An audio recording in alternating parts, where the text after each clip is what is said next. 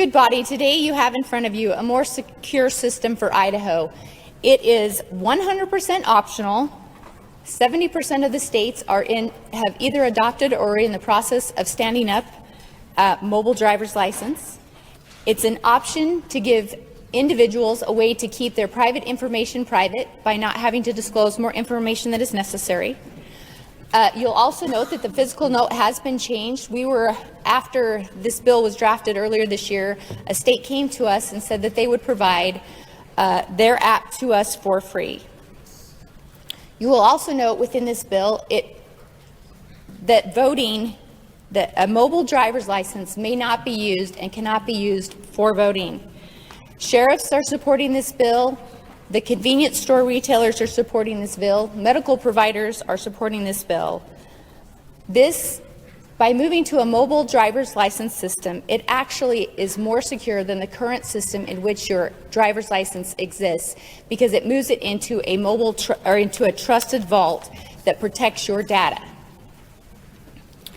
This also, as we move forward and have mobile driver's licenses, they are a way to have it's an immigration security strategy.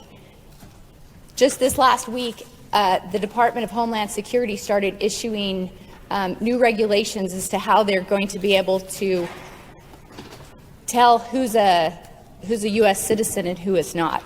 And they're going to do that by having biometrics to make sure that they keep that they have a database that actually is reliable, unlike some of the other databases that they are using.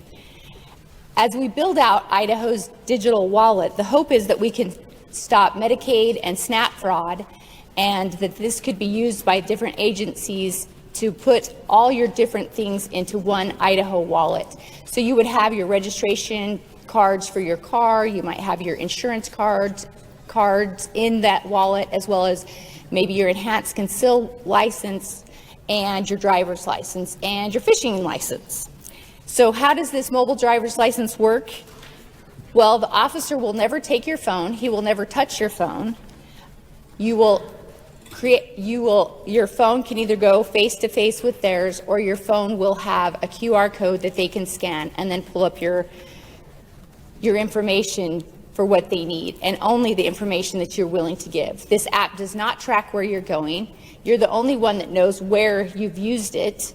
And if your driver's license privileges are revoked, you still have your electronic mobile ID. So with that, Mr. Speaker, I would stand for any questions. Thank you, good lady. You've heard the motions. Further debate on the motion. Gentleman from 6. Thank you, Mr. Speaker. To debate the bill. Gentleman has the floor. My good friends, I've been doing a lot of research on this ever since the summertime. In the summertime, we actually sat on a Zoom call with the company that's behind this and wanting to use these digital driver's license. On that Zoom call, one of the things that they pointed out is that they want to be able to use this overseas in other countries, be Europe or China or wherever. They want to use this overseas. As I started talking about this bill and in committee, I actually asked several times, is there anything in this bill that stops our data from going overseas? And I never got an answer except for, well, we protect it here in Idaho. But the company wants to move it overseas and use it in different countries. And so that's where one of my biggest concerns are. Second concern, you've got on your desk a letter from the Sheriff's Association, but I contacted my own sheriffs in my district, and every one of them said, no, this is a bad idea. Not something that we should do, which kind of makes it interesting that my sheriffs are against this, and also the former police chief in my district. So I made some phone calls because I really wanted to understand where this would go. Security issues. We're talking about how more secure this is, but I spoke to a couple of different people at the different universities that are heads of their security department, and both of them said, no, this is a bad idea. My students could hack into that in minutes, is what they were telling me. So this is a concern that I have. I've got a really big concern there.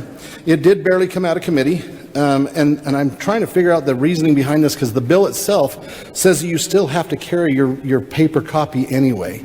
So I think there's a lot of things in here that I've got some major concern about. It's 100% optional right now, but what about down the road? So there's some major concerns. I don't think that Idaho's ready for that, and so I would ask for your red light. For debate on the motion, gentleman 7. Thank you, Mr. Speaker. The debate. Gentleman has the floor. Ladies and gentlemen, I get the intent of wanting to move forward with the technological advancements that are happening all around us. A lot of people have credit cards in their phone wallets, things of those natures, but I keep reverting back to the fact that this is not going to be a requirement for anybody. So if I have a digital ID and I decide I want to go out and have a dinner with my wife and I order some drinks, if that company doesn't accept or have an app to accept or doesn't want to have an app to accept that digital ID, I'm still required to have a regular ID. So I don't see the point of this, other than it's going to make a couple people feel good that they can have a digital ID on their phone, but in reality, you are still by law required to carry your regular ID. So what is the point? Then you have the safety aspect from law enforcement's point of view. As a law enforcement officer approaches a vehicle at night during a traffic stop, they are focused on what's happening inside of that car. Now, if they're staring at their phone, trying to match their phone to your phone to check your driver's license instead of being able to look in the vehicle and ask for your ID and have eyes on what's happening in that car, that creates a safety hazard, in my opinion. So with this, I think we're ahead of the times on this. I don't think it's necessary. There's no requirement for people to accept it. So you're going to have issues at convenience stores where somebody goes to buy a 12-pack of beer and they don't have the real ID and they get turned away. That's going to start a fight with the customer and the person in that store. So there's all kinds of issues with this. I don't think it's necessary. I'm asking for a red light on this one. Thank you. For debate on the motion, good gentleman 25. Thank you, Mr. Chairman, Mr. Speaker. Debate. Gentleman has the floor. Nothing in this world is free. In the case of this, we become the commodity, where we're freely giving away our IDs, our information, to a third-party company. That makes us into the commodity. It's basically their product that they're going to benefit from. I view this as being very Orwellian. It's a step in the wrong direction. Where eventually it's going to come down to where it's going to be mandated. We've seen this with other forms of ID, like the Star Card. There's an implementation where I believe that later this year, every single one of us is required to have a Star Card in order to comply with the TSA regulations and to be able to use airports or anything like that. I think that there's serious privacy concerns. I think everybody's going to, for the most part, is going to be echoing the same thing with the privacy concerns. You put your information out there, and really, it's a form of digital promiscuity. You're putting your information out there for other people. And once they get that information, you will never be able to get it back. It comes back to this whole statement that I say quite often, and that is the cloud. Everybody likes to talk about the cloud. But the cloud isn't just a place off in the ether. The cloud is somebody else's computer. And so with that, I'll be voting against this. For debate on the motion, good lady 34. To debate the bill. Good lady has the floor. The key word that seems to be getting lost in this debate, it's optional. No one is making you hand over your information. No one is making you sign up for this. And I guarantee that the information we're all walking around with that's currently on our phones is significantly, let's just say, more private than some of us would like to have exposed to the public in any way, shape, or form. And yet we don't see anyone standing up and arguing that we shouldn't have smartphones that are capable of providing us with access to our credit cards and payment services. We don't see anyone standing up and saying that we shouldn't be using our devices to unlock our homes with smart locks. We don't see anyone standing up and saying that we shouldn't have information on our phones that allows us to access an entire range of services just through holding that device. And yet when it comes to an optional service where we have to individually agree to terms and conditions about how we share this information, suddenly we're concerned. Now, I will grant you, to the good representative, I believe from 6, who mentioned concerns about information being used outside the country. If you've ever traveled with a passport, guess who has access to your information outside the country? The government that is in the country in which you traveled. The information on your passport is held and is accessed and is verified by that country when you are in that country. As it relates to this question, as I've heard, with regards to putting information out there and information promiscuity, let's be honest. How many of us actually believe that currently, right now, all of our information is as secure as we would like it to be?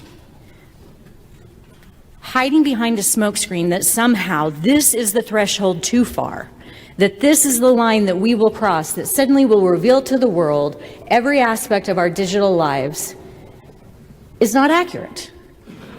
And so if you don't want to support this bill because you don't want to support this bill, that's fine. But I would strongly encourage this body to not listen to the fear of what might be, when in reality your phones already contain all the information necessary to potentially bring you down, if that's what this concern is about. I encourage your green light to make it just a little bit easier for those times that we've all run out of the house and forgot our driver's license. Thank you. For the debate on the motion, good gentleman from 21. Thank you, Mr. Speaker, to debate in favor of the bill. Gentleman has the floor. Thank you, Mr. Speaker. We talked about this a lot in committee, and we've been talking about it already this morning, the security concerns here. And for me, the thing that I keep coming back to is, what's the security compared to our current system? Anybody in this body who's ever been under the age of 21, whether it was you or a friend, you know exactly how easy it is to get a fake ID. We can't say that those plastic IDs are the most secure things in the world. And let's think about if, let's say you're traveling overseas and you drop a phone, you drop a wallet. If you drop your wallet, somebody picks it up and they grab your ID, they have all of your information. They have your driver's license number, they have your date of birth, they have everything. But if you drop your phone and your mobile driver's license on your phone, they can't access it because your phone's locked. So there's a huge difference in security there. Mr. Speaker, I think this is a great bill. It takes a step in the right direction. As has already been pointed out, this is 100% optional. If you don't want to use it, you don't have to. But for those who do want to increase their security of their information, I think it's a great step. I'd encourage a green light. For debate on the motion, gentleman 2. Thank you, Mr. Speaker. Would the good lady answer a question? Good lady from 32 yield to a question. The good lady yields to the question. Lady yields. Lady, thank you. Good lady, I'm curious. There's a lot of talk about this being completely voluntary. If this is a voluntary system offered by a company, why do we need legislation to help this through? Lady 32. Because in order for you to not have your identity taken by other parties, they have an American Automobile and Motor Vehicle Association that basically sets all of the standards across the United States, and it's brought by every state in the nation comes. They have their association that then decides upon all the rules about how their standards are met. So then they set up, and it's set up by NIST, ISO, and I believe it's IEC standards that set this up. And then you have your information goes into a trust bank, and then you have to have trusted keys for people that want to be able to be providers to have an app to read that stuff. So there are public keys and there are private keys, but your information goes in the private vault, and that information, just like your driver's license that you have now, is decided on national standards, and it's the very same way that this is set up. Gentleman 2. Thank you, Mr. Speaker. To debate lightly against the bill. Gentleman has the floor. So I'm hearing arguments about how vulnerable the information we already have or our phones have already put us in. I don't know that that's a substantial argument to take one step further. I was previewing some videos, and I watched a gentleman who I can't recall his name was making a pitch before the World Economic Forum, and he related that the new crude oil is information. And we see entire companies dedicated to gathering information, even the information you don't want gathered. And I realized that some of the things that some of us have done with smartphones and other areas have surrendered much of this. For goodness sakes, if you own a drone, that drone, most of the drone companies are out of China now. When you're flying them around, send that information back without people's knowledge. So this is going on all the time. I think some of us might have read some books in the 80s that were science fiction, and none of us thought they would turn out to be prophets. I think that we need to be very careful as we move forward in this arena of technology and the things that, for frankly, unless you're 20 and in the industry, I don't think any of us understand. So I'm going to be a no on this. For debate on the motion, gentleman from 11. Mr. Speaker, would the good lady from District 32 yield to a question? The good lady care to yield to a question? The good lady from 32 is happily yielding to another question. Thank you, good lady. Gentleman from 11. Thank you, Mr. Speaker. Good madam. So I'm looking at the statement of purpose and the fiscal note on this bill, and I see that it was revised, and if I'm not mistaken, and if I'm trusting my short-term memory correctly, I believe that the original fiscal impact was approximately like 150 to 158,000, assuming, of course, that my memory is serving correctly. Now I see that there is that's changed. That there says that there's no additional impact. Would you please clarify if there is or there isn't, and why the change if there was $150,000 impact to this before, please? Good lady from 32. Thank you, Representative from District 11. So the reason that that fiscal note changed is because the time in which we first started working on this bill in January, we thought we were going to have to build out our own app. So originally, when we looked at it a year or two ago, we were going to try and use either an Apple or a Google Wallet or something like that. But what we found out is if you tried to use those companies' apps or wallets, then they wanted to be able to sell and have your information. And so the $158,000 was to build out an Idaho app that then we would not allow other people to have access to the databases of who was in those. And so the reason that got revised is because another state that has already implemented this came to Idaho's people that go to these conferences and do these things, and they said they would be happy to give us their app that they had spent money building out, a much more wealthy state than us. And so that's why that cost went down. So it's a minimal cost of people that already work in the Department of Transportation working on tech issues, that they didn't feel that it would cost additional money for them at this time. So that's why that fiscal note changed. For the debate on the motion. Hearing none, jump to the floor. Thank you, Mr. Speaker, to debate the bill. Gentleman has the floor. Thank you, sir.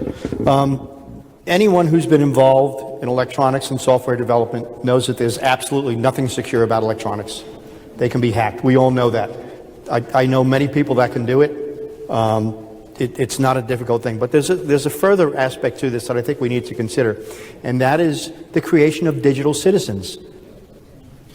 Once you have information to begin with, you can manipulate that information and create additional people. And I'll give you an example of that. And this is what happens with mailing lists. For example, Joe Alfieri, Joseph R. Alfieri, J.R. Alfieri. You've got 3 different people. What prevents the creation of that person to collect benefits? And I will offer to you the thousands of people on Social Security who don't exist. That is all created electronically.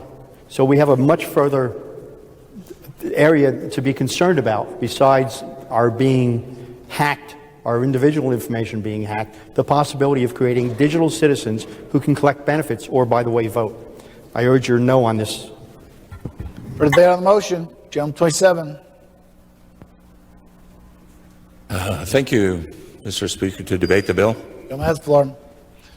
So I have this phone like everyone else does.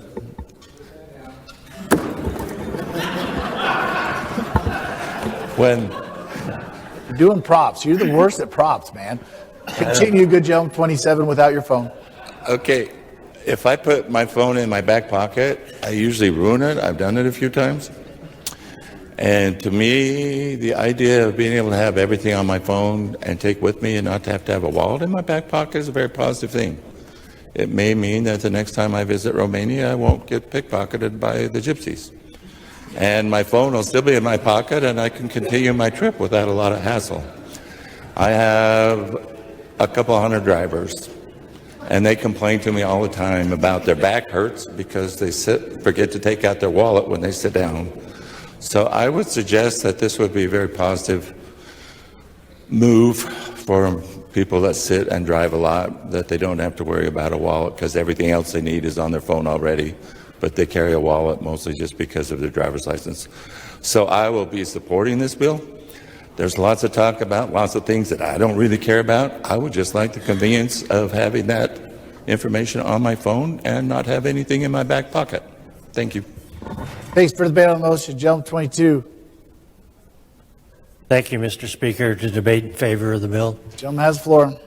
Thank you, Mr. Speaker, and good ladies and gentlemen. Sometimes I get frustrated that everything I have to do is digital. It's like I make an airline flight and it's all digital. They won't print me a card. I'm of the old stat. I like to have something in my hand before I walk into the airport.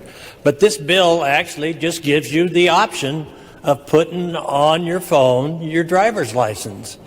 It would have been handy. Was it Saturday or Sunday? I was driving in McCall and the sheriff pulled me over. If I hadn't had my wallet with me, it would have been handy because I did have my phone. And so he was a nice man. He didn't give me a ticket, but he did suggest I drive a little slower. And I asked him why he didn't catch the car in front of me who was driving the same speed. But he said his radar didn't pick it up. But anyhow, that's beyond the point. The point is this is optional. And the other option I've looked at it, we had a bill in our committee that is looking at putting your photo on the EBT cards. And the problem that you run into is with EBT cards is, what if it's a whole family that qualifies for that EBT card? If we could put something like this on the phone through this app, that we wouldn't have to do all the cost of putting it on that one card, and we could maybe then put that into the EBT system with that same type of app that anybody can have on their phone that shows they qualify for that discount. And so it's just an option, but I think there's possibilities that this might turn into be something that really works for us. And hey, if you don't like it on your phone, fine, don't put it on. If you like it on your phone, sometimes I lose my phone. I mean, I lost my phone this year too, which had my credit card on the back, which is not a good thing either, but it's options. I don't have to put the credit card on the back, but it's handier to grab them both at once. And so it's just an option that you can have. And so I would encourage your green light on this one, just to create the option for those of us who may leave our house without our wallet or without our phone, but probably rarely leave without both of them. Boy, I want to make a comment. Further debate on the motion. Jump 35. Mr. Speaker, to lightly debate the bill and stand in solidarity with the best-looking gentleman from 22. I've lost track. I thought you were going to call him the speeder. I also the lost gypsy my guy. keys this past week. Good gentleman, debate the bill. Thank you, Mr. Speaker. I want to compliment the body here. I want to compliment the committee. I want to compliment the process that we go through in this legislative body, because I know for a fact that this bill that we have before us has been in the works for years now. And I know that the good chairman of the committee, who quietly does his work, 9 days out of 10, has been supportive of the effort and has provided great feedback. And I appreciate hearing from the members of the committee who clearly gave this a lot of thought.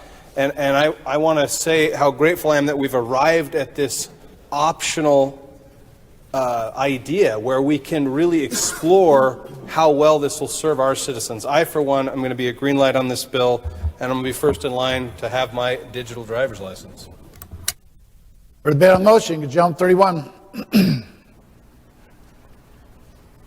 To debate the bill. Gentleman has the floor. Thank you, Mr. Speaker. I have a friend that had a friend that actually took a picture of his driver's license and put it on his phone. And that friend got picked up by Idaho State policeman and didn't have his driver's license with him. And that friend showed the picture of his license to the state patrolman. And the patrolman said to that friend that that's not legal. And the friend said, well, I don't have my driver's license with me. And he says, okay, I'll take a look at it. And, that friend got off on the ticket. And he was driving too fast. And I know from experience the friend was driving too fast. But the point is that if all of us were a little bit younger, I'm pretty old, but I still think I'm 25. If I were 25 and we were talking about this bill, if we had a room full of 25-year-olds in this room, they would think we were old fuddy-duddies for not putting this on our phone and not making it legal and not being a step in the right direction. This is going to come in the future, whether you want it or not. This is going to be the wave of the future. I can open my garage door with my phone. I can open my front door with my phone. I can do my banking on my phone. I can buy stuff on my phone. It shows up at my door. It's like a magic thing. It just shows up at my door the next day. And all those things are on your phone. This is a logical step in the right direction. It's an optional step. This is a great bill. I'd hope you do a green light. Further debate on the motion. Jump 16. Thank you, Mr. Speaker. To debate in favor. Gentleman has the floor. So just a couple of things here, having spent too many years in the tech industry and cell phones and all this stuff. First of all, there's a funny thing about smartphones now, which is we never leave the home without them. Our wallet, yeah. Kids, sometimes. But the phone, never. And the second one, just technically speaking, the diagram on the key exchange process and the security of this app, it's basically the same security and authorization structure that you have on your cell phone account. So there's a reason why your AT&T or T-Mobile or Verizon account hasn't been hacked, because it uses this same exchange of public and private keys, and it sits in a secure place on your phone. So this is basically using similar system to how you authenticate your mobile accounts, this exchange of public and private keys, and folks aren't going to get into this. And I think that the third point on this is it's optional. If you're uncomfortable with this, you're probably uncomfortable having a credit card loaded on your phone or using the tap to pay. That's cool. That's fine. But for those of us who would really like to have this option on our phones, I would ask for your green light. Further debate on the motion. Hearing none, would the good lady from 32 care to close the debate? Well, I thank all of you for the rigorous debate. I would like to follow up with some answers on some questions. To the good representative from Legislative District 6, I would like to tell you that I too have talked to the sheriffs. 2/3 of the sheriffs have to pass a resolution for them to agree with it and to come out in a letter in support of it. As far as the cybersecurity angle of this bill, I visited with multiple cybersecurity experts from the INL, and they all told me that these are some of the highest keys that exist out there in the cyber world, this NIST standard and things, that it's a very safe, very reliable system. The way the mobile driver's license works is it's a you have to first use biometrics to get on your phone, and then you will have to use some sort of biometrics to actually get onto the app itself. The representative from, I believe it's 31, 35, something like that over here, he talked about his friend taking a picture of his driver's license. A lot of us do that. I don't know if you realize it, but it's much safer for us, instead of having a picture of our driver's license, to have it reside in an app that has these trust keys. And if you talk to any of the younger generation, they've all taken pictures of their identification, because heaven forbid they would get somewhere, whether it be a convenience store, whatever, a bar, that they wouldn't have their wallet on them, but they would certainly have their phone, and then they would have that picture. The reason we have to have this legislation, and this goes back to the good representative from the north over there that asked the question about why did we need this if people were just going to do this and it was just an app. We have to have legislation to recognize the validity of these driver's licenses, because our driver's licenses aren't just issued from any app store. Our driver's licenses are issued from the state in which we reside. So it requires legislation for us to be able to authorize that. And this is not a for-profit situation in the middle here. It's a trust service. And then people that want to do other things with them can, but the reason we are developing our own app would be so that we can control the security of our driver's licenses and our identification. As far as the police officers, I heard the good gentleman from, I believe it's 7 over here talked about the police officer and them looking down at a device. When I visited with the Sheriff's Association, there's technology coming probably within the next 2 to 3 years that will make it so that if you have a mobile driver's license, the officer picking you up can kind of ping your phone or send you a text message, and you can send him back the information so the officer doesn't have to leave his car before he checks out who's sitting in the car in front of him, which is actually added officer safety. The officers, the sheriffs want this because they feel like over time this will make them pulling people over much safer for them. They see a way to integrate that into their systems, and they are in favor of anything that can make it easier for them in their interactions with their community that they serve. I think there's a lot of people saying, oh, we don't want this. The reality is the younger generation, and even some of those old duffers like technology so that they can make their lives easier. This is a 100% optional. If you don't opt into this, you will not have your information in there. But by saying no, you're denying everybody in the state that does want it the ability to have that option. And I've tried to find us an option that didn't cost us a ton of money because we're tight in this state and we like to use every nickel to the best we can. So trying to find a solution that works for Idaho, that's an Idaho solution, this is that solution. I would hope for your green light to be able to make it so that the young people, the old people, the in-betweener peoples, we can all have a mobile driver's license if that's the choice that we make. So I would ask for your green light on this vote. Thank you, lady. Debate is closed. Question is, shall House Bill 78 as amended pass the House?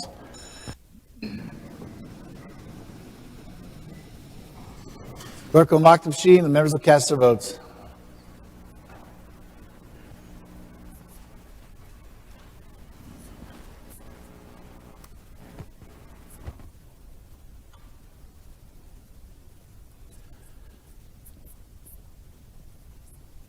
Barbieri. Has every member voted? Does any member wish to change their vote? Clerk will lock the machine and record the roll. 37 ayes. Oh, and report the pairs, excuse me. Green votes aye. Horman votes nay. 37 ayes, 33 nays. Majority having voted in favor of House Bill 78 as amended. House Bill 78 as amended is passed the House. Is there correction to title? No correction to title. Hearing none, the title is approved. Bill be transferred to the Senate.